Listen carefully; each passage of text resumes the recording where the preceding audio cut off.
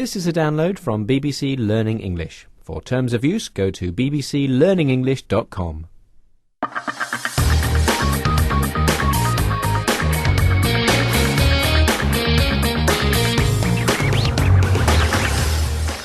This is 6 Minute English. I'm Yvonne Archer, and thanks to William Kramer for joining me again today. Hello, William. Hello, Yvonne.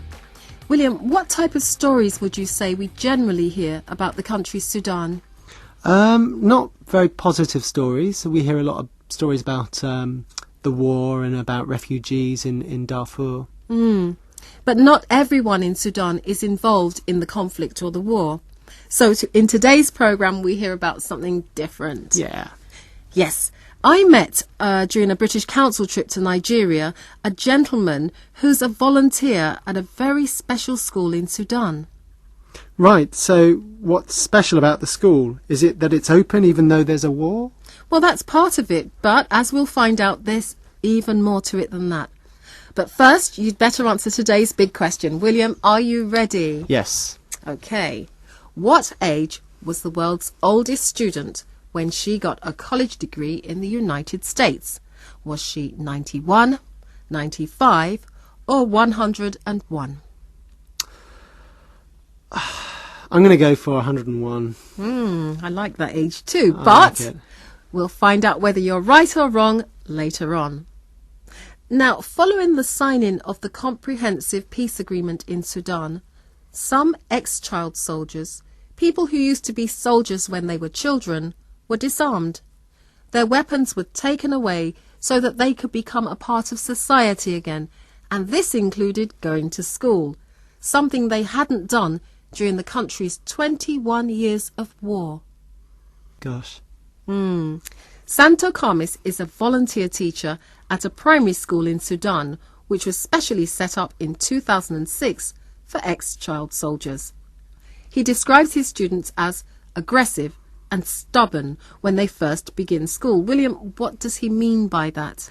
Well, someone who is described as aggressive behaves in an angry and forceful way, and a way that makes other people feel threatened, uncomfortable, maybe even afraid sometimes. So being aggressive is a negative quality. And stubborn? Well, that's another negative quality, to be stubborn. Someone who's described as stubborn continues to do or to believe exactly what they want, even if they're wrong. So a stubborn person can be really annoying and difficult to deal with because they refuse to change their mind. Thanks, William. Now, as we hear from Santo, try to find out how long it takes before the students at his school begin to change. You get them aggressive in the classes. They at times threaten teachers because they are used to that military life where things are done by command.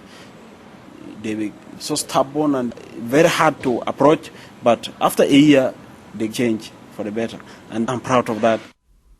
The students at Santo's school, who are between 25 and 40 years old, sometimes threaten the teachers if they don't get what they want. But how long does it usually take before students change for the better?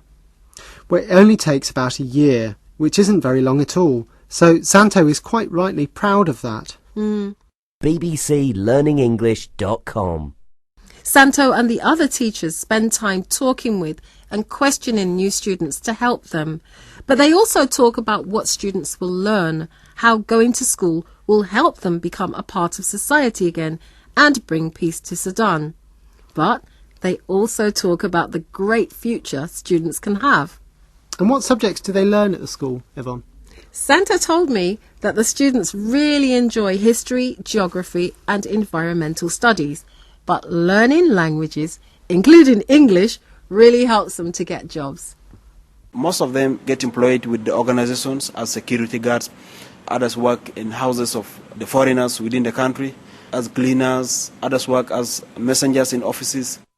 That's great. So do they go on to secondary schools? Well, sadly, no, not at the moment, because they're too old to go to school with young people. But Santo and his friends and colleagues are trying to set up a special secondary school for them so that they can learn agriculture and become farmers. And of course, lots of them would like to go to university. So that's great, isn't it?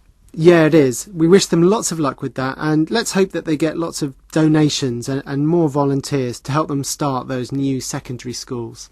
Absolutely. But now it's time for the answer to today's big question. William, what age was the world's oldest student when she got a college degree in the United States? I said maybe 101. And you'd be really pushing it. She wasn't. She was 95, so Oh! still a good age, isn't it? Very good age, yeah. But that's all we've got time for on today's 6-Minute English. Join BBC Learning English again for more. Goodbye. Goodbye.